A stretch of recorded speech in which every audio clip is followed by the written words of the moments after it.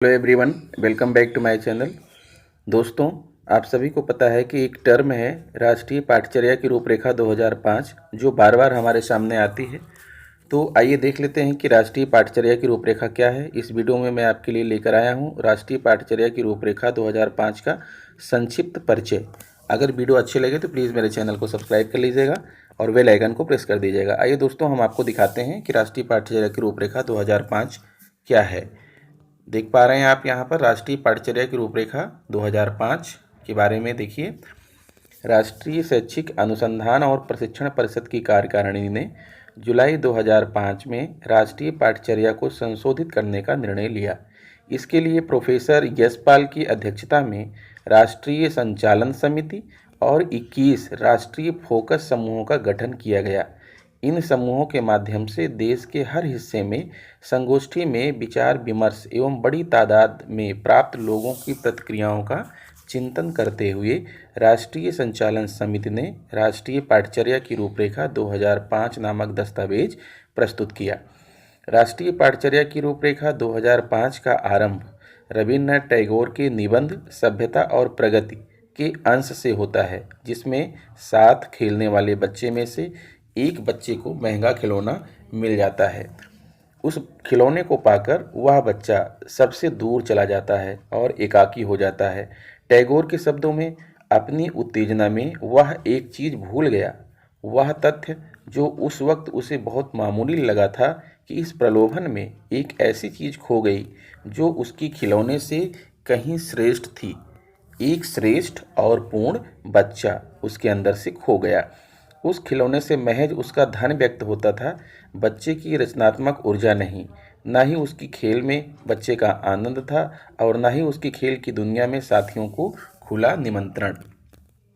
तो दोस्तों, आगे है कि राष्ट्रीय पाठचर्या की रूपरेखा 2005 शिक्षा के उन प्रत्यक्ष और अप्रत्यक्ष आयामों की वांछनीयता पर विस्तृत चर्चा एवं तार्किक दृष्टिकोण प्रस्तुत करती है जो बच्चे के सर्वांगीण विकास के लिए आवश्यक है।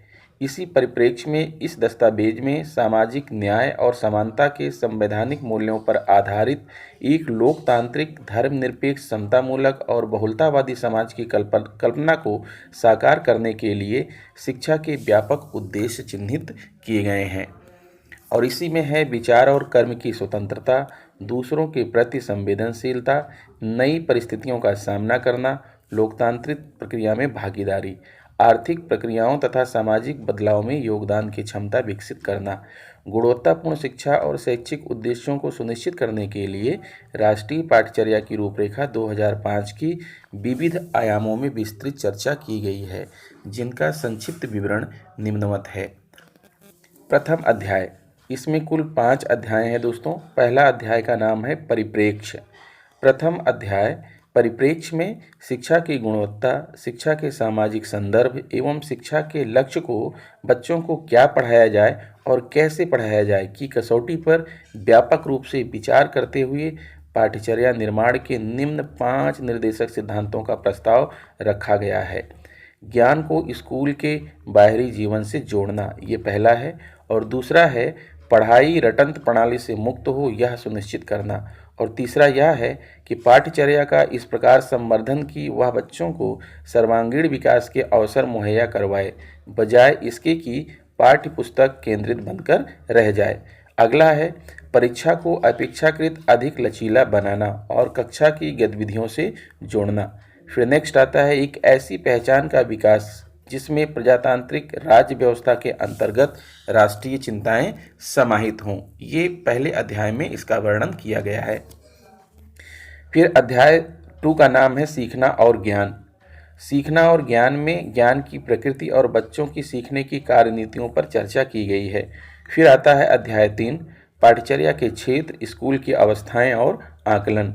इस अध्याय में उन सुझावों के सैद्धांतिक आधारों का निरूपण किया गया है जो पाठचर्या के विभिन्न क्षेत्रों के लिए दिए गए हैं। फिर अगला आता है अध्याय 4 विद्यालय एवं कक्षा का वातावरण। इस अध्याय में वातावरण के भौतिक एवं मनोवैज्ञानिक आयामों का परीक्षण करते हुए यह प्रस्तुत किया गया है कि बच्चों के अधिगम को विद्यालय एवं कक्षा का वातावरण किस प्रकार महत्वपूर्ण रूप से प्रभावित करते हैं। फिर आखिरी अध्याय है इसका 5वां व्यवस्थागत सुधार। इसमें चर्चा की गई है कि सक्रिय गतिविधियों के जरिए बच्चे को स्वयं को अभिव्यक्त करने में, वस्तुओं का इस्तेमाल करने में, अपने प्राकृतिक और सामाजिक परिवेश की खोजबीन करने में सक्षम बनाने के लिए वर्तमान स्कूल व्यवस्था में किस प्रकार की व्यापक व्यवस्थागत सुधारों की ज़रूरत होगी, ताकि बच्चा कक्षा के अनुभवों से ज्ञान का सृजन कर सके तथा शिक्षण बच्चे में सीखने की सहज इच्छा को समृद्ध करें, न कि ज्ञान की सूचना प्रदान करें। तो दोस्तों, ये रहा जो है संक्षिप्त परिचय राष्ट्रीय पाठचर्या की रूपरेखा 2005 का। राष्ट्रीय पाठचर्या की रूपरेखा 2005 तथा निःशुल्क और अनिवार्य बाल शिक्षा का अधिकार अधिनियम 2009 के अंतर्गत विद्यालय में गुणवत्तापूर्ण शिक्षा के विभिन्न घटकों बच्चा, शिक्षक, समुचित संसाधन, सामुदायिक सहभागिता, भय, डर, तनाव और चिंता मुक्त वातावरण, सतत अकादमिक अनुसमर्थन, प्रशिक्षण, समुचित भौतिक सुविधाएं, शिक्षण सामग्री एवं शिक्षण आकलन की उपयुक्त विधाओं पर विस्तृत चर्चा की गई है। इन घटकों के प्रति परिवर्तित दृष्टिकोण से हमारे विद्यालय जीवंत और समृद्ध विद्यालय और गुणवत्तापूर्ण शिक्षा से हमारे बच्चे एक श्रेष्ठ और पूर्ण बच्चे के रूप में विकसित होंगे। तो दोस्तों, ये रहा राष्ट्रीय पाठचर्या की रूपरेखा का लक्ष्य। ठीक है, आशा करता हूं कि आपको वीडियो पसंद आया होगा। अगर आपको इसका पीडीएफ चाहिए तो पीडीएफ की लिंक मैं वीडियो के डिस्क्रिप्शन में दे रहा हूं, वहां से आप इसे डाउनलोड भी कर सकते हैं। तो दोस्तों, इस वीडियो में इतना ही। मिलता हूं आपसे नेक्स्ट वीडियो में। नमस्कार।